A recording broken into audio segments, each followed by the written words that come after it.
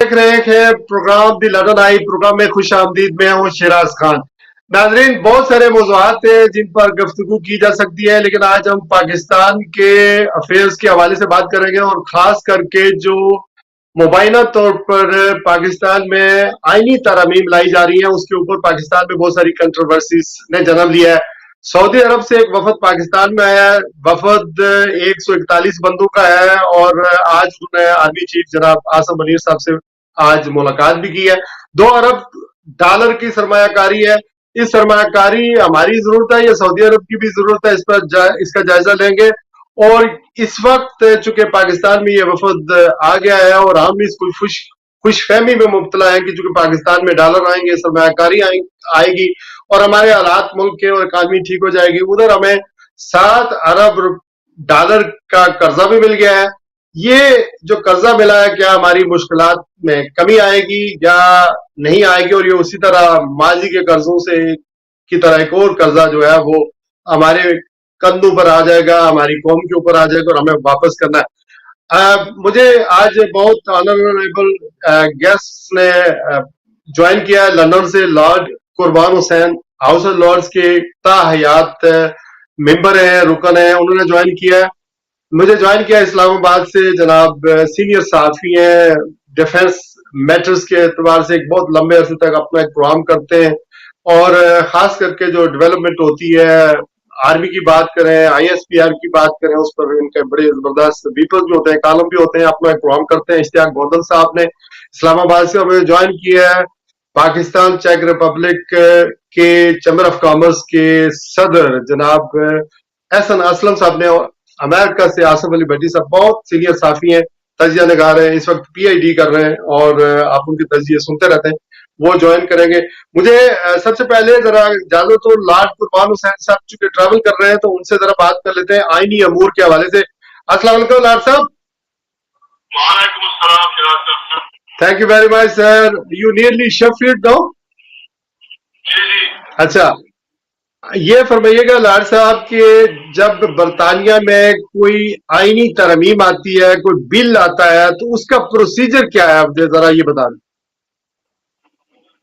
देखिए जी, आईनी तरमीम जो है वो आइदर हाउस ऑफ कॉमन्स से भी शुरू हो सकती है और हाउस ऑफ लॉर्ड्स से भी शुरू हो सकती है।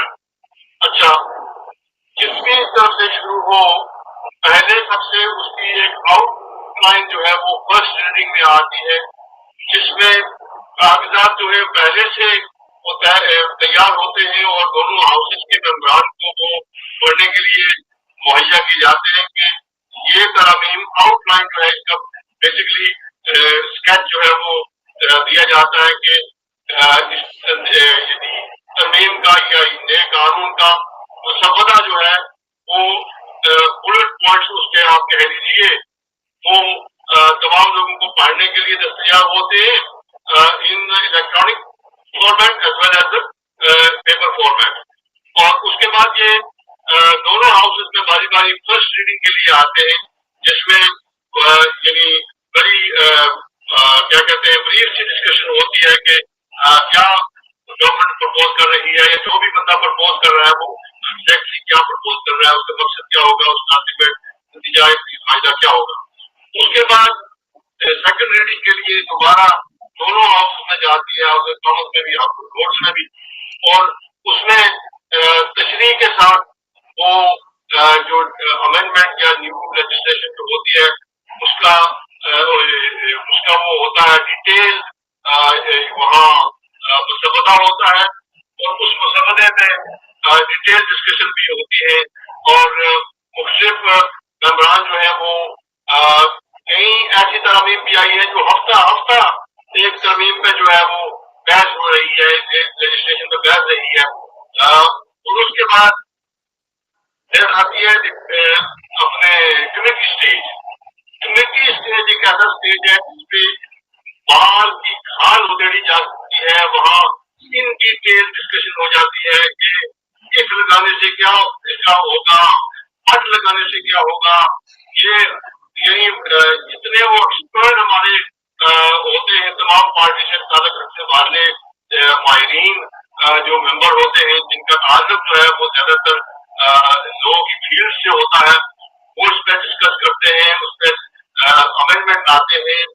और बेसिकली जो कमेटी स्टेज होती है, ये सबसे ज्यादा इसमें दस मुबासा होता है और अमेंडमेंट जो है वो लाई जाती है। और उसके बाद यानी वो जो मसवदा होता है उसकी शक्ल काफी हद तक यानी डेवलप हो चुकी होती है इस स्टेज के एंड तक।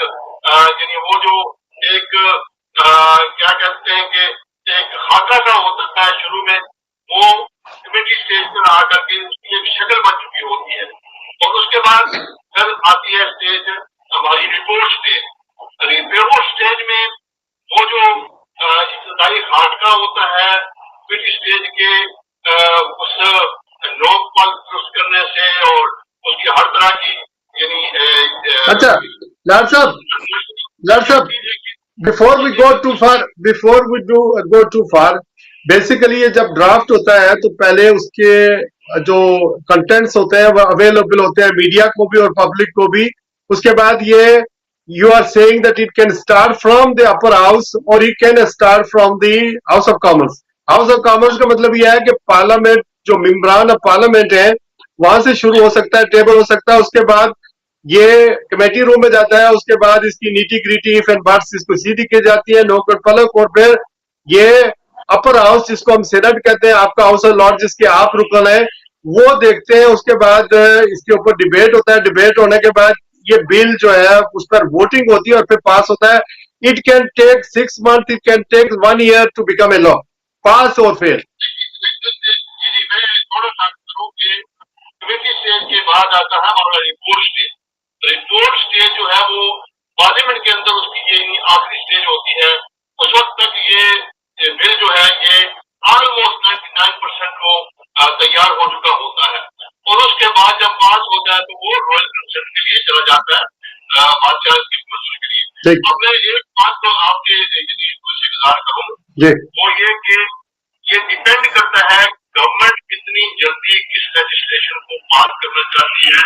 वो लेंथ जो है उसकी वो गवर्नमेंट की मर्जी पर डिपेंड करती है। बादलों का पहली स्टेज पे बिल आया है और 2-2 साल वापस नहीं आया है, क्योंकि उसकी कोई अर्जेंसी नहीं देखी गई है कि उसको सेकंड स्टेज के लिए लाया जाए या उसके लिए। अच्छा, बाद ऐसे भी आए हैं जिनको 6-6 महीने लग गए हैं यानी पूरी उसकी अपने तमाम स्टेज से गुजरने के लिए। और बाद गवर्नमेंट ने ऐसे बिल भी गवर्नमेंट लाई है हमारे यानी 14 साल होने को है मुझे हाउस ऑफ लॉर्ड के अंदर। और इसमें देखने को सेकेंडरी में ये समझ आई है कि गवर्नमेंट ने अगर पुश थ्रू करने की कोशिश की है तो ऐसे लेजिस्लेशन भी आए हैं जो 2 माह के अंदर अंदर वो यानी पहले स्टेज से लेकर के आप स्टेज तक पुश थ्रू कर दिए गए हैं। लेकिन उन पर बहुत तनकीद हुई है कि गवर्नमेंट जो है उसने पुश किया है, हमें स्क्रूटनाइज नहीं करने दिया गया है वगैरह वगैरह। लेकिन ऐसा होता है कि बदलाव का गवर्नमेंट जो है। Thank you, sir. We are trying to do the dot connecting. Pakistan के सिनारियो में देख रहे हैं कि एक आईनी तरमीम भी बिल आ रहा है या लेजिस्लेशन आ रही है, तो हुकूमत by all means wants to do some changing in legislation. So उसका हम ये बता रहे थे कि हमारी डेमोक्रेसी पाकिस्तान की same model as UK, so उसको हम जरा डिस्कस करेंगे। Thank you for your time. इंशाल्लाह अगले हफ्ते आपसे जी कि हर स्टेज पे पेपर वर्क जो है वो तमाम मेंबरान को दिया जाता है पढ़ने के लिए। इन दोनों हाउसेज के जो मेंबरान है उनको A to Z सप्लाई होता है paper work, electronic format as well as paper format. ठीक है, आप सरकारी दावतें भी खाते हैं और पाकिस्तान के अरबाब अख्तियार जब आते हैं, वजीर आते हैं, मेंबरान आते हैं या वजीर आजम आते हैं, उनको ये समझाया करें खुदा के लिए जो डेमोक्रेसी है हमारी इस तरह काम करती है और आप भी इसी तरह चलाएं ताकि हमारा दुनिया में मजाक न बने और हमारी कौम भी कहीं सिविल बालादस्ती और डेमोक्रेसी की तरफ जाए। बहुत शुक्रिया लाड साहब, इंशाल्लाह अगले हफ्ते आपसे पुरस्कूर तरीके से बात होगी। Thank you. गौदर साहब, मुझे बताया आप सऊदी डेलीगेशन को कवर कर रहे हैं और उस वक्त थे और मैंने आपको ड्रैग आउट किया। Thank you very much for your time. Legislation के हवाले से आपको लगता है कि by all mean government is going to succeed होगी या नहीं होगी? सबसे पहले बहुत शुक्रिया आपका। जी बिल्कुल, ये जो ऐनी तरमीम का मामला है, एक वक़्त के ऊपर इसके जो सबसे ज़्यादा तनकीद करने वाले हैं बानी चेयरमैन पीटीआई इमरान खान, एक वक़्त के अंदर उन्होंने खुद जो है इसके ऊपर दस्तखत किए थे कि यस, पाकिस्तान के अंदर ऐनी तरमीम की ज़रूरत है। लेकिन अभी ये मामला खटाई में इसलिए पड़ गया कि इसकी टाइमिंग जो है वो बड़ी गलत है और पाकिस्तान तहरीक-ए-इंसाफ और उनकी जो सियासी इत्तेहादी जमातें हैं, वो ये समझती हैं कि अगर इस सूरत-ए-हाल के अंदर ऐनी तरमीम हो जाती है तो इसको एक टूल, एक हथियार के तौर पे इस्तेमाल किया जाएगा पाकिस्तान तहरीक-ए-इंसाफ के खिलाफ और इस वजह से ये थोड़ा-सा कन्फ्यूजन का मामला है। फिर दूसरा मैं ये समझता हूँ कि जब मौलाना फज़ल उर रहमान साहब इस सारी गेम के बड़े अहम खिलाड़ी हैं, उनको इत्तेमाद में नहीं लिया गया था अभी तक, लेकिन पाकिस्तान के वफ़ाकी वज़ीर इत्तलात व नशरियात अता तारड़ साहब ने बड़ा वाज़ेह तौर के ऊपर कहा कि हमने जो है मौलाना फज़ल उर रहमान साहब को इत्तेमाद में ले लिया है और हमें उनकी हमायत हासिल है। बाद में मौलाना फज़ल उर रहमान साहब बयान देते रहे कि अगर ऐनी तरमीम के मामले पर हम हुकूमत का साथ देंगे तो ये हमारे लोगों के साथ जिन्होंने हमें वोट देके मुंतखब किया, उनके साथ मुनाफ़िकत होगी। तो ये मेरा ख़्याल है कि हुकूमत अगर आराम से ये काम करती, मौलाना फज़ल उर रहमान समेत जो अहम प्लेयर्स हैं उनको इत्तेमाद में लेती और पहले इत्तेमाद में लेने के बाद ये चीज़ मंज़र-ए-आम पर आती तो फिर तो 100% यकीनी तौर के ऊपर ऐनी तरमीम हो जाती। लेकिन हुकूमत से गलती ये हुई कि उन्होंने अफरा-तफरी के अंदर ढिंढोरा पहले पीट दिया और मौलाना फज़ल उर रहमान जैसे लोगों को इत्तेमाद में नहीं लिया था, जिसकी वजह से ये मामला खटाई में पड़ गया।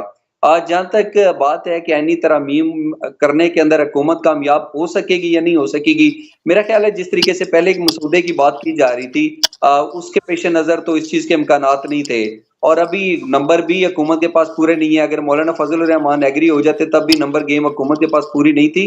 लेकिन मौजूदा सूरत-ए-हाल के पेश-ए-नज़र मैं ये समझता हूँ कि इन निकात में से कुछ जो है उनको हज़फ कर दिया जाएगा, ख़त्म कर दिया जाएगा और किसी न किसी हद तक वो निकात ऐसे होंगे जिसके ऊपर किसी सियासी जमात को कोई इतराज़ नहीं होगा और बिल आखिर इस चीज़ के इम्कानात हैं कि ऐनी तरमीम जो है वो कबूल हो सकती है, मंज़ूर हो सकती है, लेकिन इसको हमेशा तनकीद की ज़द में ये रहेंगी और इसके ऊपर हमेशा से तनकीद होती रहेगी और इसको खुले दिल के साथ तस्लीम नहीं किया जाएगा। आसिफ अली भट्टी साहब ने भी हमें ज्वाइन किया। आसिफ अली भट्टी साहब स्टिल हो जाए कहीं एक जगह और फिर आपसे गुफ्तगू का सिलसिला जारी करते हैं। अच्छा गौदल साहब बताएं खबर क्या है, ये आईनी तरमीम काजी फाइज ईसा आली मर्तबा जनाब chief justice of Pakistan specific है या रियली हमारी नीड है, ये जरा एजुकेट करें। नहीं, जैसे मैंने पहले भी कहा नीड तो है, उसकी वजह ये है कि सुप्रीम कोर्ट के अंदर इस वक़्त 55,000 से ज़ायद जो केसेज़ हैं, वो पेंडिंग पड़े हैं और हुकूमत यही कहती है कि ये लोगों को हमने फौरी और सस्ता इंसाफ देना है इसलिए ऐनी तरमीम बहुत ज़रूरी है। लेकिन कन्फ्यूजन इसलिए है कि ऐनी तरमीम अगर पाकिस्तान के लिए बहुत ज़रूरी है, तो ये तो 50, 52, 55,000 केसेज़ अभी से नहीं है। आप 3 साल पहले देखें, 5 साल पहले देखें, 7 साल पहले देखें, तब भी ये केसेज़ थे। उस वक़्त ऐनी तरामीम क्यों नहीं हुई फिर? वक़्त की ज़रूरत तो थी, लेकिन अभी जो टाइमिंग है, इस टाइमिंग ने इस मामले को ख़ासा मुतनाज़ा बना दिया है, जिसके बाद हर कोई इसके ऊपर तनकीद करता हुआ नज़र आता है। अच्छा, मेरी मालूमात के मुताबिक मौजूदा शहबाज शरीफ हुकूमत और पीपल्स पार्टी इनको कहा गया है कि आईनी तरमीम लानी भी है और पास भी करानी है वरना आपने जाना है। ये बात क्या दुरुस्त है कि ये अपनी सर्वाइविंग के लिए ये करना चाह रहे हैं? क्योंकि पीपल्स पार्टी तो बड़ी डेमोक्रेसी के दावे करती है, बिलावल सबसे ज्यादा एक्टिव नजर आ रहा है। ये क्या आपकी भी यही अंडरस्टैंडिंग? डेफिनेटली उससे तो इनकार नहीं किया जा सकता। उसकी बुनियादी तौर पर वजह यह है कि बिलावल भुट्टो जरदारी साहब की बात करें या शहबाज शरीफ साहब एंड टीम की बात करें, वो सारे कायल करने की तो कोशिश करते रहे मौलाना फजल उर रहमान को। अगर पाकिस्तान पीपल्स पार्टी को खुद तहफ़्फ़ुज़ात थे और वो ये समझते थे कि यानी तरामीम नहीं होनी चाहिए, तो फिर तो उनकी तरफ से इस तरीके से कोशिशें भी नहीं होनी चाहिए थी कि वो मौलाना फजल उर रहमान साहब को कायल करते हुए नजर आए। तो पाकिस्तान पीपल्स पार्टी और पाकिस्तान मुस्लिम लीग नून यकीनी तौर के ऊपर उनकी क़यादत तो चाहती है कि यानी तरामीम हो जाएं, लेकिन अंदर से बहुत सारे लोग जो उनकी जमात का हिस्सा हैं, उनके मेरा ख्याल है तहफ़्फ़ुज़ात हैं, खदशात हैं, इस वजह से नंबर गेम पूरे नहीं है और हुकूमत ये भी नहीं चाहती कि जल्दबाजी के अंदर जो तीर ऑलरेडी वो कमान से निकाल चुके हैं, वो उल्टा उनके गले पड़ जाए। तो इसके ऊपर एक कन्फ्यूजन बहरहाल हमें दिखाई देती है, लेकिन ये दोनों बिलावल इसलिए एक्टिव है, मालूमा ये मैं आपसे सवाल करता हूं, इसलिए भी एक्टिव हो सकता है, इसलिए ज्यादा प्रोएक्टिव है कि मौजूदा जो सेटअप है शहबाज शरीफ वाला वो कमजोर पड़ गया है और उसे is prime minister in waiting और उनको उसी को ये टास्क दिया गया कि आप इसको लीड करो, ऐसा कुछ है। आज चुके मुलाकात भी उन्होंने की है बिलावल भुट्टो साहब ने नवाज शरीफ साहब से। मेरी जहाँ तक एक नाक़िस सी अंडरस्टैंडिंग है, मेरा ख्याल है कि जो हमारी मिलिट्री एस्टेब्लिशमेंट है उसकी बात करें और शहबाज शरीफ साहब की बात करें, तो इनके दरमियान जो है वो बड़ा दोस्ताना मैच खेला जा रहा है और उसके अंदर कोई इस तरह की बात नहीं है कि एस्टेब्लिशमेंट ने फैसला कर लिया हो कि हमने शहबाज शरीफ साहब को हटाना है और बिलावल को लाना है, तो उसके लिए यानी तरमीम का मामला है, इससे कोई पाकिस्तान पीपल्स पार्टी को फायदा हासिल हो सकता है। मेरा ख्याल है जिस तरीके से ये म्यूचुअल अंडरस्टैंडिंग के साथ मामलात आगे चल रहे हैं, ये इसी तरीके से चलते रहेंगे और अभी तक तो बिलावल भुट्टो जरदारी के दूर दूर तक कोई इम्कानात नहीं है। I'll be back. मैं आपके पास दोबारा आऊंगा। एहसन असलम साहब ये फरमाएं कि सऊदी डेलीगेशन आता है 141 बंदों का, 2 अरब की सरमायाकारी है। आपने बड़ा क्लोजली मॉनिटर किया है, आप ज़ाहिर चैम्बर ऑफ कॉमर्स चेक के पाकिस्तान के प्रेसिडेंट हैं और बड़ी मुनासिब हिदायत भी देते हैं हुकूमत पाकिस्तान को भी। चेक रिपब्लिक के वहां पर सारा ज़रा मामला चलाते हैं, देखते हैं, चलाते हैं हुकूमत के साथ। पाकिस्तान हो या चेक, आपकी बड़ी अंडरस्टैंडिंग है, आपका बिजनेस है। ये फरमाए सर कि सऊदी डेलीगेशन आया है, वो आर्मी चीफ से मिलता है, सरमायाकारी के हवाले से MOU कहते हैं साइन हुए हैं, होंगे या नहीं होंगे अल्लाह जाने, खबर बहरहाल मैं गवर्नर साहब से पूछूंगा। ये सिर्फ इसी पर ही बात होगी क्या पाकिस्तान में अमान कायम करें, सियासी अफरा तफरी खत्म करें? ये जो वहां पर हड़ताल हुई है 2-3 दिन, इस्लामाबाद बंद रहा है, अफरा तफरी माहौल, ये सब चीजों के बारे में भी कहा होगा कि ये काम डाउन करें, तभी सरमायाकारी यहाँ पर आ सकती है, मामला आगे बढ़ सकते हैं। आपकी क्या अंडरस्टैंडिंग, क्या मालूमात है, कैसे देख रहे हैं आप? बहुत शुक्रिया शिराज भाई और बाकी सब भाइयों का भी। बात ये कि ये सऊदी वेल्थ फंड है जो इन्वेस्टमेंट कर रहा है पाकिस्तान के अंदर $2 बिलियन की, और वो भी जो हमने पढ़ा है या सुना है रिकोटेक प्रोजेक्ट में, और 127 बंदों का डेलीगेशन आ रहा है और वो सिर्फ $2 बिलियन की इन्वेस्टमेंट कर रहा है, जो कि थोड़ी सी बिजनेस पॉइंट ऑफ व्यू थोड़ी सी डिसअपॉइंटिंग। पहली बात तो ये है कि रिकोडेक में इन्वेस्टमेंट करने से पाकिस्तान की आवाम को और पाकिस्तान को इमीडिएटली क्या फ़ायदा होना है। दूसरी बात ये है कि उनको रिकोडेक का, जो कि एक बहुत ही वैल्यूएबल एसेट अब तक डिक्लेयर किया जा रहा है, हमारी इतलात के मुताबिक तो हो सकता है वो गलत हो, हम ये नहीं कहते, लेकिन जो जनरली मार्केट में बात है वो ये है कि जी ये बहुत ही चीप प्राइस पे सऊदी अरब ने बहुत बड़ा स्टेक आपका रिकॉर्ड। हम किसी की नीयत पे शक नहीं कर सकते। इस वक्त पाकिस्तान के हालात जो हैं वो वाकई इस किस्म के हैं कि पाकिस्तान को पैसों की ज़रूरत है, लेकिन जो हम जाहिल है बज़ाहिर ख़बरों के लिए तो ये बहुत अच्छी बात है लोगों को बताने के लिए, लेकिन अवाम की जो रियल जज होता है किसी भी इकोनॉमी को देखने के लिए, वो या आप मीटर कह सकते हैं। मेरे ख्याल में आपका माइक सम हो, आपका माइक है या भट्टी साहब का माइक है? लेट मी ब्रिंग भट्टी साहब। भट्टी साहब सेम क्वेश्चन, भट्टी साहब same question goes to you जो मैंने पूछा है असलम साहब से। क्या समझते हैं आप सऊदी सरमायाकारी? बहुत शुक्रिया शिराज भाई। मैं आपका माइक तो ठीक है जी जी। ये है कि ये सऊदी सरमायाकारी पिछले हम इसका इंतज़ार बहुत तवील अरसे से कर रहे थे। अगर आपको याद हो तो ये इमरान खान के दौर में जब यहाँ पर मोहम्मद आए थे वली अहद, तो उन्होंने यहाँ पर पाकिस्तान में अरबों डॉलर की सरमायाकारी का ऐलान किया था।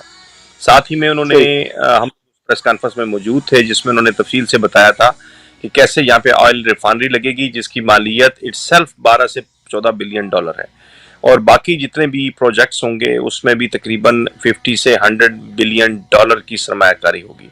ये बहुत बड़ा अनाउंसमेंट था और उस वक्त लगता ऐसे था कि ये बस अमेरिकी दबाव को हम खातिर में ना लाते हुए या बाकी चीज़ों का ख्याल ना करते हुए और चाइना के जो उधार है हमारे ऊपर, जो कर्ज है 65 बिलियन डॉलर का, उसका ख्याल ना रखते हुए हम लोग एक नए फेज में दाखिल हो जाएंगे और तरक्की का सफ़र शुरू होगा। लेकिन ऐसा नहीं हुआ है। अभी भी आपको अगर शायद मालूमात होंगी कि ये जो 10 बिलियन डॉलर के हवाले से बात हुई थी जब कुछ हमारे अराकीन सऊदी अरेबिया गए थे, वहाँ पे ये डिस्कशन हुई और उसके बाद वहाँ पे ये फाइनलाइज हुआ कि एक वफ्द आएगा पाकिस्तान जो कि जायजा लेगा कि किस शोबे में सरमायाकारी करनी है। तो एक वफ्द पहले आया था और अब ये दूसरा वफ्द है जिसकी आपने बताया कि 140 के करीब लोग इसमें शामिल हैं। लेकिन मसला ये है कि आप किस शोबे में सरमायाकारी करने जा रहे हैं। रेकोडिक के हवाले से बात हो रही है, बलूचिस्तान के ज़खायर की बात हो रही है, इवन KPK में मुख्तलिफ हिस्से हैं जहाँ पर मादनियात हैं, उनकी डिस्बर्समेंट के हवाले से बात हो रही है। तो ये किस तरह से ये होगा? ज़राअत के शोबे में भी आप लोग अपना इन्वॉल्वमेंट बता रहे हैं कि सऊदी उसमें भी इन्वेस्टमेंट करेंगे, तो उनके पास क्या एक्सपर्टीज़ है इस चीज़ की? फिर जो मुख्तलिफ आपने मादनियात की खुदाई का काम है, जो उसकी ड्रिलिंग का काम है या बाकी उसकी डिस्बर्समेंट का काम है, वो किस तरह से करेंगे? क्या एक्सपर्टीज़ है उनके पास? क्या वो अमेरिका से उधार लेंगे अपने माहिरीन की? तो ये एक सब्जेक्ट ऐसा है जिसके ये एक बड़ा कम्प्लेक्स फिनोमेना है, मैं ये समझता हूँ, और इसको अभी समझने में हमें टाइम लगेगा। फिर सऊदियंस का इंटरेस्ट क्या है कि वो पाकिस्तान में इस वक्त क्यों आ रहे हैं इस मौके पे, कैसे वो सरमायाकारी करने का उनको ख्याल आ गया। इससे पहले तो वो जब से ये हुकूमत आई हुई है, उससे पहले आपको याद होगा 18 महीने का ये जो शहबाज हुकूमत है वो भी आप अपना टाइम गुजार चुकी है। फिर ये चीफ साहब ने अनाउंस किया था कि 25 अरब डॉलर आ जाएंगे कतर से, 25 आ जाएंगे सऊदीया से, 25 आ जाएंगे UAE से, और 25 आ जाएंगे बहरीन से। एहसन भाई ट्राई अगेन। मैं सवाल मेरे आपसे कुछ और पूछना है, 1 मिनट। एहसन भाई, ये बड़ा अहम नुक्ते भट्टी साहब ने उठाए हैं कि 25 बिलियन आना था, 2 बिलियन आया, और इस मौके पर सरमायाकारी क्यों आ रही है? आप क्या कहेंगे इस हवाले से? Too little too late? देखिए, नो अब देखें, फ्रॉम अगर तो सऊदी साइड से देखते हैं तो सऊदी तो जो उनका सॉवरेन फंड है वो तो देखेगा, बात है उसी वक्त इन्वेस्ट करेंगे जब उनको बेस्ट डील मार्केट में ऑफर होगी। बेस्ट डील का मतलब है कि अच्छा एसेट कम से कम कीमत पे उनको मिल जाए। तो सऊदी साइड से तो ये बहुत उनके लिए फायदेमंद डील है। पाकिस्तानी साइड से हम चूंकि पाकिस्तान की बात कर रहे हैं तो हमें ये देखना है कि पाकिस्तान को क्या मिला। और भट्टी साहब जो हैं वो सही कह रहे हैं कि I won't even say too little too late. There is nothing to be celebrated over here. Over $2 billion. It's not going to help the economy in short term, maybe in short term, but in the long term, it has. जी, आपकी आवाज रुक जाती है, बोल जी। सही। अच्छा अच्छा अच्छा, मतलब होना क्या चाहिए तब? ये आप कह रहे हैं कि इस मौके पर उनके लिए भी बेस्ट डील है। उन्होंने इस क्या देखा है, अब उनके लिए क्या बेस्ट डील हो सकती है? शिराज भाई, इट्स वेरी सिंपल। उनको एक अच्छा एसेट बहुत कम कीमत में मिल गया। आपको सोना लेना है, मादनियात लेनी है, तो आप उसी दुकान से लेंगे जहां से आपको बेस्ट प्राइस पे मिलेगा।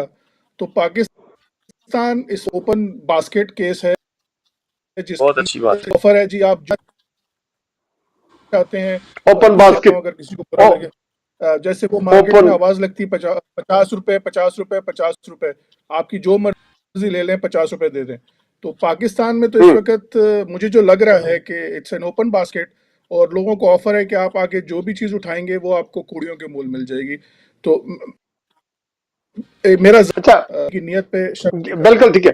लेकिन मेरा सवाल मैं जरा सियासी एतबार से भी देखता हूँ, या मुल्कियत हालात जो ग्राउंड रियलिटीज है। पाकिस्तान का वफद जब सऊदी वफद जब आर्मी चीफ से मिलता है तो सरमायाकारी पर ही बात होगी, इन्वेस्टमेंट पर बात होगी गोदल साहब, या फिर उन्होंने ये भी कहा होगा कि अपने यहाँ हालात भी ठीक करो यार, यहाँ पर सरमायाकारी आ रही है, मामलात इस तरह के हैं, बाकी इश्यूज को भी तो उन्होंने डिस्कस किया होगा। जरा इमरान खान भी, धरने भी और एहतजाज भी, और जो खैबर पख्तूनख्वा में हो रहा है, बलूचिस्तान में, ये सारी चीजें डिस्कस हुई होंगी कि बस ऐसे ही है जो खबर चल रही है, इतनी सी बात कि आप बहुत अच्छे हैं? और देखिए, मेरा ख्याल है कि सबसे पहले इसमें सिर्फ रिकॉर्ड एक नहीं है, बल्कि हम देखते हैं कि जब से SIFC special investment and facilitation council का ऐलान किया गया और वन विंडो ऑपरेशन हुआ, तो उसके बाद अगर हम सऊदी अरब के अलावा कतर की बात करें, UAE की बात करें, मुत्तहिदा अरब अमारात, जैसे मैंने पहले भी कहा, इनकी बात करें तो ये पाकिस्तान के अंदर इन्वेस्टमेंट कर रहे हैं। पाकिस्तान के अंदर किन किन सेक्टर्स के अंदर इन्वेस्टमेंट कर रहे हैं? आपके लाइफ स्टॉक के अंदर कर रहे हैं, आपके एग्रीकल्चर के अंदर कर रहे हैं, आपके IT के अंदर कर रहे हैं, और आपके मिनरल्स के अंदर कर रहे हैं। अभी जैसे आप एग्रीकल्चर सेक्टर की बात कर रहे थे, तो पाकिस्तान जो है वो तारीख में पहली दफा 50 लाख एकड़ से 1 करोड़ एकड़ की वो सरकारी जमीन जो आज तक बंजर थी या गैर आबाद थी, उसको आबाद करने के लिए जा रहा है। फिर देखें, सऊदी अरब को पता है कि हालात साजगार हैं। अगर उनको ये पता है कि हमारे इन्वेस्टमेंट डूब जाएगी, पाकिस्तान के हालात बड़े खराब हैं, यहाँ पे जलसे जुलूस होते हैं, एहतजाज होता है, जलाओ गिराव होता है, तो फिर उनको क्या जरूरत पड़ी थी? खाली पाकिस्तान की मोहब्बत में तो वो $2 अरब नहीं लगा रहे। फिर दूसरी बात यह है कि अप्रैल के अंदर जो है वो वजीर आजम शहबाज शरीफ साहब ने सऊदी अरब का दौरा किया था, और ये जो इन्वेस्टमेंट आई है ये उसका तसलसल है। और पाकिस्तान के अंदर सरमायाकारी तब भी आती रही जब यहाँ पे रोजाना की बुनियाद पर 2-2, 3-3 दहशतगर्दी के हमले होते थे। क्या तब पाकिस्तान के अंदर सरमायाकारी नहीं आती थी? तब भी आती थी। अमेरिका के अंदर एक 9/11 हुआ जिसके अंदर 2,996 अफराद जान बाक हुए। पाकिस्तान ने 75,000 से ज्यादा जानों की कुर्बानी दी, $160 अरब से ज्यादा माशी नुकसान कर लिया, लेकिन इसके बावजूद सरमायाकारी आती रही। तो अभी बेसिकली SIFC के अंदर यह है कि कोई महकमे उनको बिलावजह तंग नहीं कर रहे, एक वन विंडो ऑपरेशन दिया जा रहा है, फौज ने यकीन दहानी करवाई हुई है। तो इसलिए ये जो खलीजी ममालिक हैं उनके लिए पाकिस्तान जो है वो अब ज्यादा अहमियत रखता है, और इन्हीं 4 सेक्टर्स के अंदर वो सरमायाकारी कर रहे हैं, और आने वाले दिनों के अंदर आप देखेंगे कि सरमायाकारी के अंदर मुसलसल इजाफा होगा। अच्छा असद भाई, जरा सा ऊंचा बोले, चूंकि आवाज आपकी एक तो रुक रुक कर आ रही है और मेरे ख्याल में ऑडियो में कोई प्रॉब्लम है।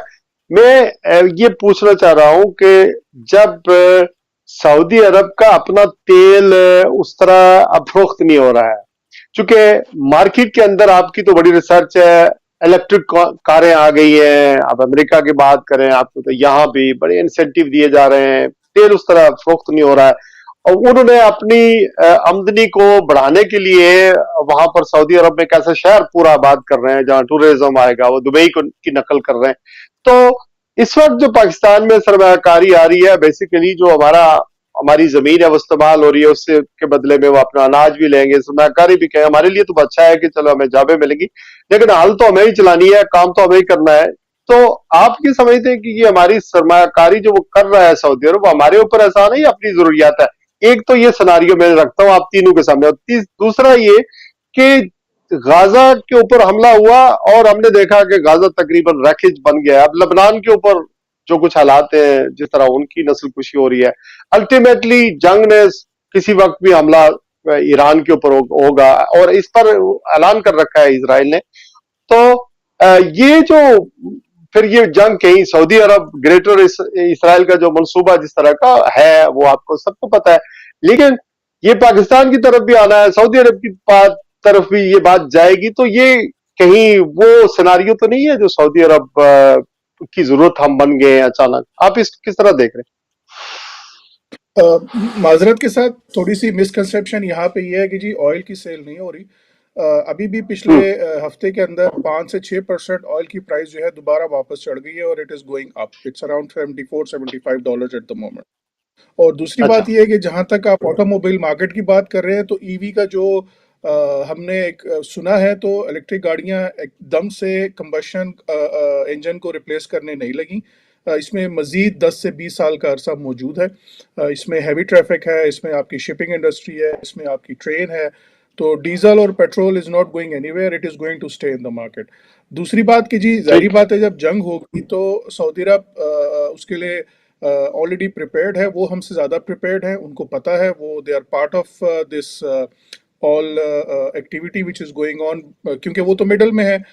ईरान और इजराइल, अभी भी ओमान पे जो हमला हुआ तो सऊदी अरब ने अपनी एयर स्पेस इसराइल को प्रोवाइड की, तो वो तो अपने आप को पॉलिटिकली और डिफेंस के लिए प्रिपेयर कर रहे हैं, दे रेडी।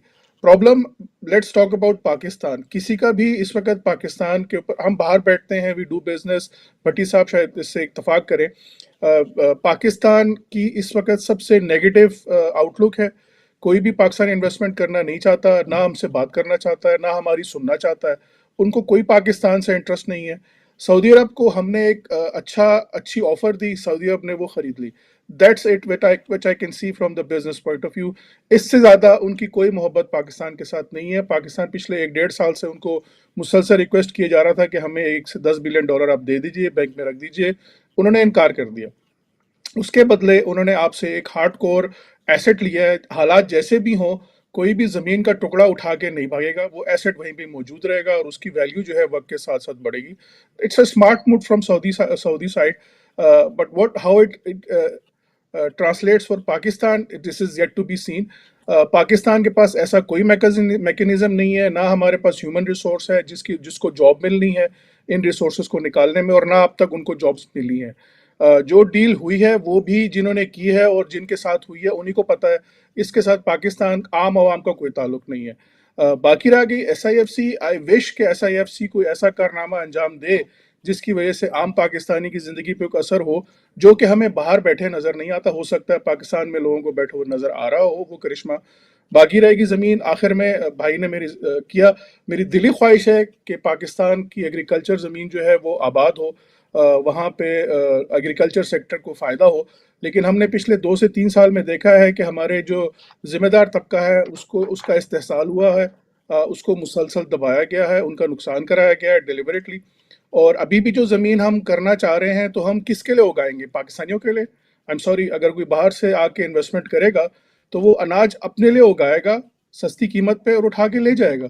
पाकिस्तान को मेरी इसका मेरी क्या मुझे फायदा है? मुझे मेरा मुझे जवाब मुझे मेरा जवाब मिल गया कि हमारी भी थैंक जरूरत यू। है कि कोई सरमायाकारी करे, लेकिन उनकी अपनी बहुत जरूरत है। मैं अगर इंडिया की बात करूं तो I can report for you कि इंडियन से हमारी जो है ना एक तरह की जंग रहती है, लेकिन इंडियन ज्यादातर चावल पाकिस्तान के खाते हैं और वो पाकिस्तान और इंडिया के दरमियान हमारी एक्सपोर्ट इंपोर्ट नहीं है, लेकिन वो यहाँ UK से या यूरोप से मंगवा कर अपने बक्सों में भरकर लेके ब्रीफकेसों में लेके जाते हैं, क्योंकि वो कहते हैं कि पाकिस्तान की सोयल या जमीन जो है वो इंडिया के चावल से अच्छी है। वो इस तरह प्रोसेस नहीं है जो इंडिया जो कुछ इसके अंदर मिक्स करता है, तो हम ये अच्छे चावल खाना चाहिए। इसी तरह गंदम भी वो पाकिस्तान के खाते हैं। भट्टी साहब जरा सा बिल्कुल सर। बता दीजिएगा सर कि एक मिसकंसेप्शन है, आप अमेरिका में रहते हैं, ज़ाहिर है इतना अरसा हो गया, साफत में हर चीज पर नजर है। अल्लाह ताला आपको सेहत सलामती ईमान वाली लंबी उम्र अता करे। आजकल आप सेहत के मामलात में भी हैं। ये फरमाइएगा सर कि अमेरिका हो, फ्रांस हो, बरतानिया हो, यहाँ पर जो मुजाहरे होते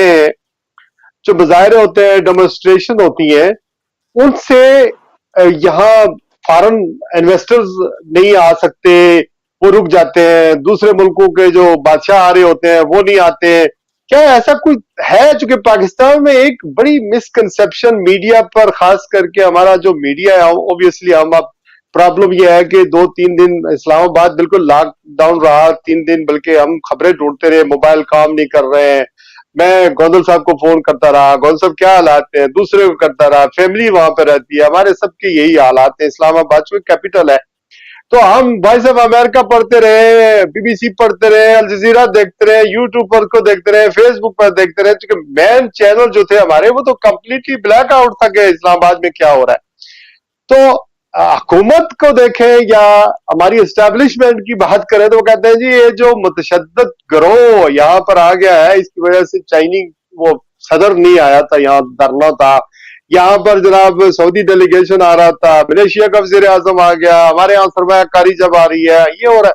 ये बताया मुझे कि इसका क्या ताल्लुक है डेमोन्स्ट्रेशन एहतजाज का कि दूसरे मुल्कों से जो है वो वफद नहीं आएगा, सरमायाकारी यहाँ नहीं आएगी? आप इसको किस तरह देखते हैं? अमेरिका और यूरोप की और इसकी सारी आप कवर कीजिएगा, बताइएगा जरा सा।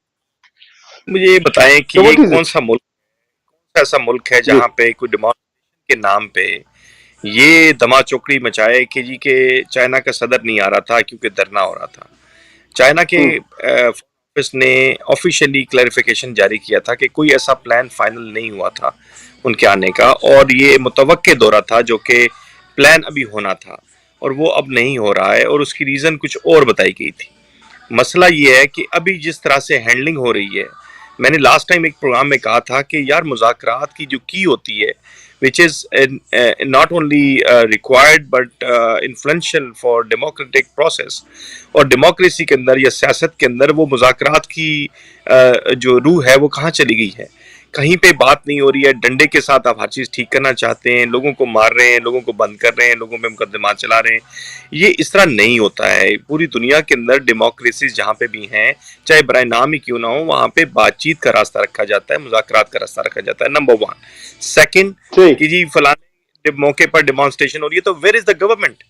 What is the liability of the government? Just to enjoy the perks and privileges, just to enjoy the beautiful cars and the hotels and the flights and the residence and the नौकर चाकर, ये वो मजे, मुफ्त की बिजली, मुफ्त का टेलीफोन, मुफ्त की गैस, सारा कुछ आप इंजॉय कर रहे हैं, तो आप अपनी जिम्मेदारी नहीं पूरी करेंगे कि आप मुल्क के 22 करोड़ आवाम को उनकी तमाम सहूलियात, चलें कुछ ना दें उनको, सेहत ना दें, तालीम ना दें, कुछ ना दें, तो सिक्योरिटी तो दें। That is the utmost requirement. वो अगर आप रिक्वायरमेंट भी नहीं पूरी करते हैं, उनको उनको आप सिक्योर नहीं कर सकते हैं, फ़ोन बंद कर देते हैं, सोशल मीडिया बंद कर देते हैं, रास्ते बंद कर देते हैं, ब्लॉकेज कर देते हैं हर चीज़, तो ये तो कोई गवर्नमेंट ना हुई, ये तो फिर एक हंगामा आराई हुई। गवर्नमेंट भी हंगामा आराई कर रही है और हंगामा करने वाले भी हंगामा कर रहे हैं। तो ये रास्ता नहीं है। रास्ता डेमोक्रेसी के अंदर या जमहूरियत की सरबुलंदी के लिए हमेशा कॉन्स्टिट्यूशन और कानून के मुताबिक एक्शंस किए जाते हैं, वहाँ पे बातचीत होती है, रास्ता खुला रखा जाता है, हुकूमत हमेशा एम्पावर्ड होती है, वो ताकत के बुलंद मीनार पे बैठी होती है, उसको सारी दुनिया नजर आ रही होती है नीचे क्या हो रहा है, और पब्लिक की कन्वीनियंस के लिए उन्हें तमाम वो इकदाम उठाने पड़ते हैं जो कि ज़रूरी होते हैं। लेकिन अनफॉर्चुनेटली हम सरमायाकारी की बात तो करते हैं, पिछले 4 सालों में इस मुल्क में कौन सा मुल्क का सदर आया है, इस मुल्क के अंदर कौन सा वजीर आजम आया, जरा कोई डिटेल अगर किसके पास है तो वो शेयर कर दे कि किसके इनविटेशन, कहाँ का इनविटेशन आप लोगों ने नहीं भेजे। वहां पे यहाँ पे यूएन में आए हुए थे आपके प्राइम मिनिस्टर, उनके साथ कोई हाथ मिलाने को तैयार नहीं था। आप मुड़ झुड़ के वही मिस्र के सदर से मिल रहे हैं, और आप लेबनान के सदर से मिल रहे हैं, और फलस्तीन के सदर से मिल रहे हैं। भाई आप मिले, जरूर मिले, वो तो पहले ही ऑलरेडी क्राइसिस में। आपने तो मिलना था जहाँ पे इंडियन प्राइम मिनिस्टर मिल रहा था, और आपने, इंडियन प्राइम मिनिस्टर ने रास्ता बदल लिया जिस जगह से आपने गुजरना था, क्योंकि हाथ ना मिलाना पड़ जाए। आपकी सदर अमेरिका के साथ या नायब सदर के साथ मुलाकातें नहीं हो सकी हैं, और भी इंपॉर्टेंट इन्फ्लुएंशियल लोगों के साथ आपकी मुलाकातें नहीं हुई हैं। उधार आपको मिल गया है $7 बिलियन का, क्योंकि IMF में आपने चीफ के साथ मुलाकात कर ली। तो वापस आपके पास जी, वापस आपके पास आता हूँ। पॉइंट मेरे ख्याल में आपने बड़ा जबरदस्त उसको एक्सप्लोर किया है। मैं अमेरिका में जो इलेक्शन हो रहे हैं उस पर भी आपका आखिरी सेगमेंट में एक सवाल रखूंगा। मुझे जरा गौदर साहब के पास जाना चाहिए। एक तो गौदर साहब ये बताएं कि ये जो इस्लामाबाद में एहतजाज हुआ है, इसको सर आपने बहुत क्लोजली मॉनिटर किया है। हुकूमत ने खुद ही पहले कंटेनर रख कर तो एहतजाज कामयाब बना दिया था। एक तो ये बात मेरी जो अंडरस्टैंडिंग, आप क्या पता देख रहे हैं डिफरेंट तरीके से। दूसरी बात ये कि गंडापुर का जो किरदार है मेरी नुक्ता नजर से बहुत अच्छा रहा है, चूंकि जो कुछ भी हुआ, जिस तरह वो उसने कोशिश की कि वहां पर लड़ाई ना हो, झगड़ा ना हो, लोग मरे ना, चूंकि इल्जाम तो अल्टीमेटली इनकी पार्टी पे जाना था। दूसरी बात ये कि जो भट्टी साहब जिस तरफ इशारा कर रहे थे कि ये कहीं पाकिस्तान में 2.5 लाख और इस तरह की चीजें हैं, और फिर आज वहां पर एक जिरगा होता है, और जिरगा उसी गंडापुर के हवाले से, जिसके हवाले से हम पिछले 1 हफ्ते से ही डिस्कस कर रहे हैं, उसी की सदारत में हो रहा है। तो कहीं आपको बर्फ पिघलती हुई नजर आ रही है, या ऐसे ही है जो कुछ नजर आ रहा है? क्योंकि कुछ तब्दीली तो कहीं ना कहीं तो होनी है, क्योंकि शंघाई कॉन्फ्रेंस भी हो रही है, आज जिरगा भी हो गया। ये क्या वक्ती तौर पर चीजें दबाने की कोशिश है जो कुछ मुल्क के अंदर है, या वाकई कोई मीनिंगफुल लॉजिकल कोई डायलॉग किसी जगह कुछ हो रहे हैं और बात आगे बढ़ेगी? आप किस तरह इसको देख रहे हैं? उसकी बुनियादी तौर पर वजह ये थी कि जो पश्तून ताफिज मूवमेंट थी PTM, उन्होंने बड़ा वाज़ेह तौर के ऊपर अपने जिरगे किए, अपनी अदालतें लगाई, और उसके ऊपर हुकूमत पाकिस्तान ने PTM को जो है वो बैन कर दिया। अब डेफिनेटली वहां पे हुकूमत एक ही वक्त के अंदर बहुत सारे फ्रंट नहीं खोलना चाहती, अब चाहे जैसे भी है, लेकिन PTM के अंदर और अली अमीन गंडापुर के अंदर जमीन आसमान का फर्क है। तो वो मोहसिन नकवी जो अली अमीन गंडापुर के खिलाफ बड़े सख्त बयान देते थे, आज एक जगह पे बैठे थे, बड़ा अच्छा लग रहा था। लेकिन बड़ा अच्छा हो कि जहाँ पे कौमी सलामती के मामला तो वहां पे भी होश के नाखन लें और एक जगह के ऊपर बैठे, तो तब हम कहेंगे कि वाकई बर्फ पिघल रही है। अदरवाइज ये सियासत है, और सियासत के अंदर ये लोग सिर्फ अपने मफादात देखते हैं। नंबर 1 बात। अच्छा, नंबर दूसरी बात यह है कि देखें, जैसे अभी आप थोड़ी देर पहले कर रहे थे ना कि वहां पे हमारी मुलाकात नहीं हुई, अमेरिका की जो लीडरशिप थी उनके साथ नहीं हुई, तो वजीर आजम शहबाज शरीफ साहब ने बड़ा वाज़ेह तौर के ऊपर कहा कि मैं तो इसराइल के जो वहां पे कर रहे थे, नुमाइंदगी कर रहे थे, मैं उनके साथ हाथ भी नहीं मिलाना चाहता था, तो मैंने अपना रास्ता बदल लिया, और फिर मैंने सोचा कि अगर ये मेरे पास आएंगे तो मैं मुंह साइड पे कर लूंगा। तो ये कौन सी खारजा पॉलिसी होती है? लीडर तो वो होता है जो डट कर आंखों में आंखें डालकर कहे कि ये वाली बात है, तुम फलस्तीन के अंदर गलत कर रहे हो, और एहसास दिलाया जाए, लेकिन रास्ते बदलने से तो आपकी कमजोरी जो है वो यहाँ होती है। फिर तीसरी बात ये है कि ये जो एहतजाज और धरनों की बात थी, आप पाकिस्तान की जो इंतजामिया है आप उसको देखें कि अगर लेट्स सपोज इन्होंने कंटेनर्स जैसे आपने कहा कि लगाकर रास्ते बंद कर लिए थे, और इनकी अकल का आप अंदाजा करें, इनकी बेहतरीन पॉलिसियां देखें कि अगर एहतजाज होना है इस्लामाबाद के अंदर, तो इन अकल के अंदर ने क्या किया कि लेट्स सपोज कोई जेलम से इस्लामाबाद आ रहा है वो तो ठीक है, अगर कोई इस्लामाबाद से जेलम या लाहौर की तरफ जा रहा है तो इन्होंने वहां पे भी कंटेनर्स लगाकर रास्ते बंद किए हुए थे। तो आप अंदाजा कर लें कि कितनी कंफ्यूजन है और कितनी बौखलाहट है। तो मेरी तरफ से ये रद्द अमल था अभी यहाँ पे, क्योंकि न्यूज का टाइम हो गया, तो मैं आपसे इजाजत चाहूंगा, if you don't mind please. बहुत बहुत शुक्रिया गौतम साहब, यू मे गो। एंड मैं और जनाब बात करेंगे एहसन असलम साहब इकॉनमी के बारे में। अच्छा, चूंकि आपका ताल्लुक बुनियादी तौर पर तो खैबर पख्तूनख्वा से है, तो आप किस तरह देख रहे हैं गड्डापुर साहब की जो सूरत हाल थी उस हवाले से, जो उनकी कारकर्दगी देखिए रही है? ही डन ए स्मार्ट मूव। बात यह है कि आपकी जेब अगर खाली हो तो आपकी कारकर्दगी को कैसे नापा जाए। जो सेंट्रल है वो केपीके के जो पिछले बकाया जाते हैं वो पे नहीं कर रही, उनके पास तनख्वाहें अदा करने के पैसे नहीं है, उनके पास अपने खर्चे उठाने के नहीं है। चीफ सेक्रेटरी साहब जो है वो ज़्यादा एम्पावर्ड हैं सेंटर से, वो डिफाई करते हैं ऑर्डर्स को अली अमीन के। तो उस लिहाज से तो आई स्टिल कमेंट देम कि जी वो अभी भी विफाक को सपोर्ट करते हैं और विफाक का ऑनर करते हैं। अभी भी जो सागा इस्लामाबाद में हुआ है, मेरे नज़र में तो शायद अली अमीन जो है वो किसी की इज्जत को अभी भी कायम रखना चाहते हैं। उन्होंने बहुत से अच्छा, बर्फ रखना तो पर्दा डालना चाहते हैं। जो कुछ उनके पास साथ हुआ जो को हमारे इस गले सड़े निजाम as a CM of KPK, तो वो तो पूरे केपीके के मुंह पे एक थप्पड़ था जो भी सीएम के साथ हुआ। या मेरी नज़र में, मैं क्योंकि खुद केपीके से हूँ, पेशावर से ताल्लुक़ है, मैं खुद पठान हूँ, तो हमें बुरा लगा कि ऐसे नहीं होना चाहिए था। इट्स एन इंसल्टिंग वे। एक डेमोक्रेसी है और उसको पनपना चाहिए। दूसरा, जो हुक्मरान पार्टी है उन्होंने ऑलरेडी ट्विटर पे और सोशल मीडिया पे पश्तूनों को, पठानों को बाकायदा गालम गलोच करनी शुरू कर दी। हम जानते हैं उन लोगों को। तो बहुत से लोगों को मुझे ब्लॉक करना पड़ा कि बजाय इसके कि मैं उनके साथ उलझूं, उनसे उल्टी सीधी बातें हों, तो मैंने उनको ब्लॉक किया, जिनको मैं अच्छी तरह से जानता हूं, लेकिन वो हुक्मरान जमात के बहुत करीब हैं, उनके सोशल मीडिया टीम के साथ बहुत करीब हैं, उनके पेरोल्स पे हैं। तो एक एफर्ट नज़र आएगी जिसमें इन्होंने बाकायदा पंजाबी पठान डिवाइड को इंक्रीज करने की कोशिश की, तो मुझे नज़र नहीं आती। तो ये बड़ी अनफॉर्चुनेट है, ये बड़ी अनफॉर्चुनेट। बिजनेस डिवाइड से बात करें तो बिजनेसमैन तो जी अच्छे इन्वायरमेंट में बिजनेस कर सकता है। जब बुरा इन्वायरमेंट हो, इकोनॉमिक इंस्टेबिलिटी हो, पॉलिटिकल इंस्टेबिलिटी हो, आपकी सिक्योरिटी सही ना हो, तो उसमें तो बिजनेस नहीं पनपता। अभी आपको भी और मुझे भी बहुत से बिजनेसमैन पाकिस्तान से कॉल करके पहली बात यही करते हैं कि यार हमारे लिए कोई अपॉर्चुनिटी देखो कि हम अपना सरमाया पाकिस्तान से बाहर निकालें। तो थोड़ी सी अनफॉर्चुनेट सिचुएशन है। इन तमाम सिनेरियो में आई स्टिल थिंक कि जी अगर केपी गवर्नमेंट एग्जिस्ट करती है, अली अमीन उसको लीड करता है और केपी असम्बली में तकरीरें हो सकती हैं, तो इट्स अ कमेंडेबल थिंग। वही लोग हमें कहते हैं कि यार आप लोग बाहर बैठे हो, आपको क्या पता कि हमें क्या क्या यहाँ पे फेस करना पड़ता है। बहुत सी बातें हैं जो शायद टेलीविजन पे या आवाम के सामने वो बताने से कासिर हो, लेकिन हमें बताते हैं तो हमें खुद बहुत ज्यादा अफसोस होता है। अच्छा, आप बड़ी कोशिश करते रहे कि चेक रिपब्लिक से पाकिस्तान के अंदर इन्वेस्टमेंट जाए, कोई इन्वेस्टर तैयार हुए हैं वहां? आप लोग काफी बिजनेसेस कर रहे हैं प्राग के अंदर, बहुत सारे लोग। बिल्कुल जी, 2017, 18, 19 और 20 के अंदर हमने बहुत ज़्यादा इंटरेस्ट देखा।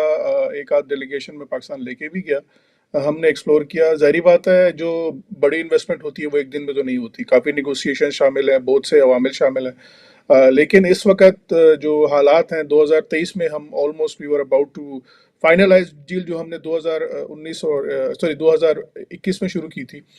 तो जो हमारी पार्टी है वो बैकआउट कर गई कि यार अभी हमें पाकिस्तान के हालात समझ नहीं आ रहे, you have very high inflation और इकोनॉमिक सिचुएशन, पॉलिटिकल सिचुएशन जो है वी डोंट ट्रस्ट इट। चेक रिपब्लिक के जो बिजनेसमैन है दे आर अल्ट्रा कॉशियस, आप तो शायद जानते हैं, बल्कि यूके में हर जगह पे भी जिसका भी सरमाया होता है वो बड़ा देख समझ के लगाता है। लेकिन हम चूंकि पाकिस्तान से बाहर है, लेकिन पाकिस्तान को अपने दिल से तो नहीं निकाल सकते। हमारी ज़िंदगी चाहे जितनी भी अच्छी हो, हम कोशिश करते हैं कि पाकिस्तान से रब्ता रहे और पाकिस्तान के अंदर सरमायाकारी की हमारी दिली ख्वाहिश है, मेरी भी है और लोगों की भी है। तो हमारी दुआ ये है कि पाकिस्तान के हालात ऐसे हों कि फिर से लोग हमारे पास आए और हमें कहें कि यार ऐसा, let's go to Pakistan, we want to invest in industry. Well so set, हमने वेल सेट। देखिए, इस्तेकाम पाकिस्तान के लिए जहां मीडिया का किरदार बड़ा अहम है, वहां पर ओवरसीज पाकिस्तानियों का किरदार भी बड़ा अहम है। ये मुल्क है, चूंकि यहाँ इस वक्त क्यादत किसी की भी हो, हमें पाकिस्तान के इंटरेस्ट को देखना है, और पाकिस्तान तरक्की करेगा तो ज़ाहिर है आने वाली हमारी नस्लें भी इस काबिल होंगे कि वो उनको मुल्क नहीं छोड़ना पड़ेगा हमारी तरह। अपना बहुत सारा ख्याल रखिएगा। आज के लिए बस इतना ही। आसिफ अली भट्टी साहब का, लाड कुर्बान साहब का, असद असलम साहब का, और इश्तियाक गोंदल साहब का, और आप सबका देखने सुनने वालों का मैं बेहद मशकूर हूँ, शुक्रिया अदा करता हूँ। और अपनी फीडबैक से हमें जरूर मुतला कीजिएगा। ये प्रोग्राम यूट्यूब पर, फेसबुक